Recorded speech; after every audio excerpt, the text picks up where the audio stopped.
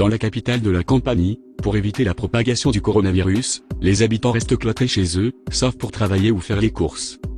Les enfants suivent les cours par Internet. Naples, Campanie, correspondance. Dans la cité Parthénope, la vie continue, mais avec la crainte que les 400 cas de contamination au coronavirus détectés à ce jour en Campanie ne soient qu'un début et que le pire reste à venir. 5 municipalités ont été mises en quarantaine par le président de la région, Vincenzo De Luca, qui renouvelle régulièrement ses appels à rester à la maison pour empêcher la propagation de l'infection. Les images des programmes d'information nationaux montrent des villes vides. La plupart des habitants ont écouté les appels du gouvernement. Les Napolitains aussi. Le front de mer, scruté par les caméras, apparaît comme une scène sans acteurs et sans public. Dans la ville et les municipalités voisines, les véhicules de la protection civile circulent dans les rues pour inviter les gens à rester chez eux. Les jeunes ne semblent pas prendre la mesure du danger. Cependant, tous ne suivent pas l'invitation des autorités nationales et municipales à ne sortir que par nécessité. Les jeunes ne semblent pas prendre la mesure du danger. Les contrôles sont donc renforcés, au rythme soutenu pour la seule police municipale. Samedi dernier, 726 entreprises ont été contrôlées à Naples. Il s'est avéré que 4 d'entre elles avaient enfreint les règles et pourraient faire l'objet de poursuites. Pour le reste, les Napolitains cherchent à supporter la crise avec une dose d'optimisme. Devant les supermarchés, qui restent ouverts, les gens se mettent en file. Un préposé donne des masques et gants en latex aux clients pour leur permettre d'entrer en groupe. Les distances d'1 mètre entre chaque individu sont respectées. Dans de nombreux magasins, la distance de sécurité est marquée par des barrières.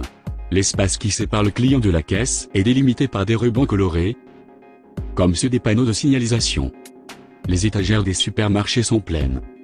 En annonçant le décret, le gouvernement avait assuré la régularité de l'approvisionnement. Il n'y a aucune raison de se précipiter pour stocker, avait déclaré le Premier ministre Giuseppe Conte dans le but de calmer la population. Dans les faits, il ne manque pas de nourriture. Nombreux sont ceux qui achètent des produits surgelés et des aliments en conserve. Les Napolitains tentent de se ravitailler une fois par semaine ou toutes les 2 semaines pour éviter de trop sortir ou de s'exposer. Une fois passé la caisse, les clients rentrent chez eux. Les buralistes restent en première ligne. Ce n'est pas la première fois, souligne-t-il. Ils affirment avoir toujours joué un rôle social, par exemple au début des années 1900, quand sévissait le paludisme. À l'époque, on leur avait confié la tâche de distribuer de la quinine pour lutter contre les maladies. Les temps ont changé, ils assurent toujours un service essentiel en vendant désormais des timbres, des recharges pour téléphone. Même les marchands de journaux font tout leur possible pour résister, le droit à l'information est essentiel pour la survie de la démocratie. Eux aussi se disent importants malgré la baisse des ventes due à la quarantaine des citoyens. Un bon trafic s'organise. Certains achètent des journaux pour leurs voisins, les mettent sous enveloppe et les placent sous les nattes, devant les portes d'entrée. Toutefois, 50 kiosques à journaux sur 350 resteront fermés jusqu'au 25 mars. Dans la ville où un médicament a été testé, qui semble avoir donné de bons résultats dans le traitement de la maladie, l'activité professionnelle suit son cours. Pour quitter leur domicile, les Napolitains doivent présenter un document attestant de la nécessité de se rendre à leur travail. Les salariés tentent de concilier, même avec difficulté, leurs besoins professionnels et familiaux.